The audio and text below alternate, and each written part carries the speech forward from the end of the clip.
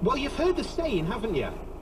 That you can't say that you really understand another person until you've walked a mile in their shoes. And it makes a lot of sense, really, but what about hundreds of miles in a certain person's steps? Imagine a young woman, just a few days to go before delivering her baby, having to walk hundreds of miles and not knowing what's going to happen. She was only young, she was vulnerable. She would have had people saying awful things about her, not believing her story. In a different perspective, here's Bernie Diamond. So, have we slept until Christmas? What are your plans? At home with the family? Out with your extended family? Maybe catching up with some friends? At the roundabout, take the second exit to Barrett Road. But mostly, it involves being with other people, family or friends. So, I don't know, I thought today we might spend a few minutes at Christmas with a young couple. Joe and Mary. This young couple, she's pregnant, and they're having a tough time. I wonder what it'd be like to walk in their shoes. They live in a place called Nazareth.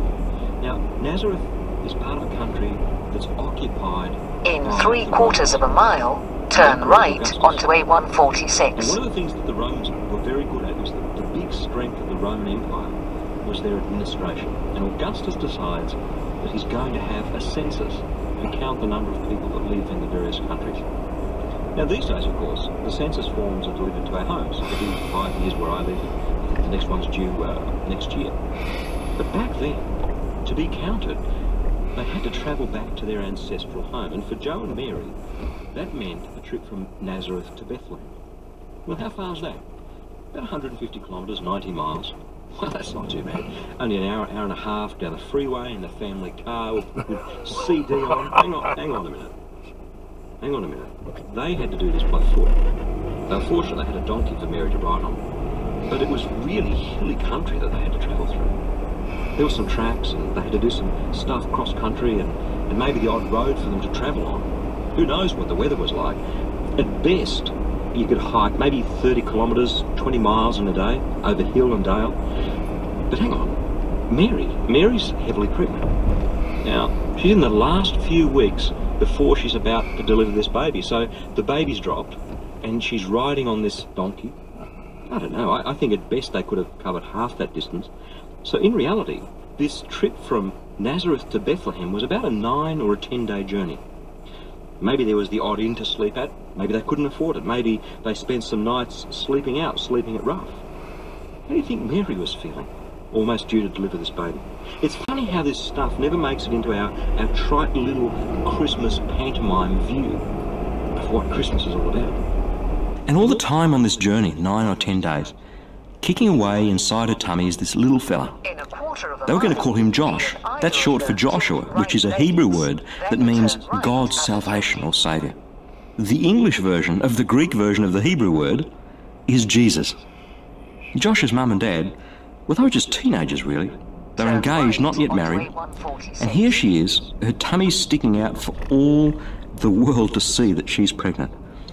There must have been deep shame associated with that, because back then it wasn't like today. I mean, today in most societies, okay, a couple live together, they have a baby, you or I might not think it's right, but there's not the huge shame associated with it that was the case in their day. I mean, today, I guess for many it's a lifestyle decision.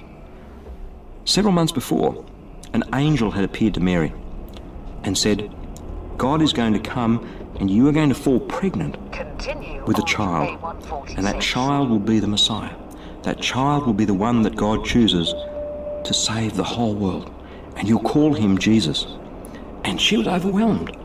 I mean, this was amazing, and it happened exactly as the angel said, and without sleeping with a man, she falls pregnant. It's an amazing miracle. But she's engaged to Joe. I mean, how do I tell Joe about this? And when Joe finds out, well, can you imagine the pain? Can you imagine the sense of betrayal? And Mary, she says, well, it wasn't me, God did it. Oh, fabulous. There's a good excuse. It's a bit like not doing your homework and saying, you know, the little Martians came in their flying saucer and stole my homework. I mean, it's fanciful, it's ridiculous, really. And Joseph was so hurt and he was so embarrassed and he was so ashamed that he was going to send her away and have nothing to do with her. But then he had a dream. And an angel appeared to him and said, listen, God's doing something here. And this little boy, you're going to call him Joshua because he is going to be the one that God chooses to save the world through. And so Joe takes Mary at her word. And here they are on this trek, by foot and on a donkey. There's nowhere to put the 6 CD stacker. She's feeling a bit uncomfortable. She's wondering, was it all true? And I'm feeling so uncomfortable on this donkey, and here we are heading towards Bethlehem. What's going on? How's it going to be? And Joe, well, sure, he had the angel appear to him in a dream. He's over it, but not really. I mean, this is his fiancée that God chose to cause her to fall pregnant with Jesus. This is the woman he loves. He wants to marry her. That would have been tough. There would still have been a dull ache in Joseph's heart. You're getting the picture? This 9 or 10 day journey from Nazareth to Bethlehem, it wasn't like riding in an air-conditioned car down the freeway, listening to a CD. It was tough. It was hard. These were difficult times for Joseph and Mary in an occupied land, going through some tough issues. And they get to their hotel in Bethlehem, and they go to the check-in counter and they say, sorry, your name again is Mary? Joe? No, we don't seem to have a booking for you, and we're all booked out. Everything's booked out because people are coming back for the big Roman census. But you could sleep out back in the stable with the animals. There's that whole away in the manger thing. Sheep, cows, goats. The stench of animal dung and rancid urine on the dirt floor. Cold, uncomfortable. Come on, ladies. Now there's a place to give birth to a baby, isn't it? And that night, it's exactly what happened.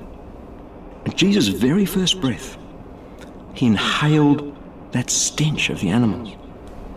And with that little cry of a baby, the Saviour is born. Christmas, that first Christmas, was a tough time for Joseph and Mary. There was joy, sure, but there was sorrow. There was wondering, is it really true? Is he going to be the one? Is this the Messiah? For me, if God is God, and Jesus is who he says he is, the Son of God, the Saviour, on one hand, this is so unexpected. There's no palace, there are no servants, there's not even a room. Jesus isn't born in a nice, comfortable, middle-class house like I live in. He's born out the back, with the animals, in a shed.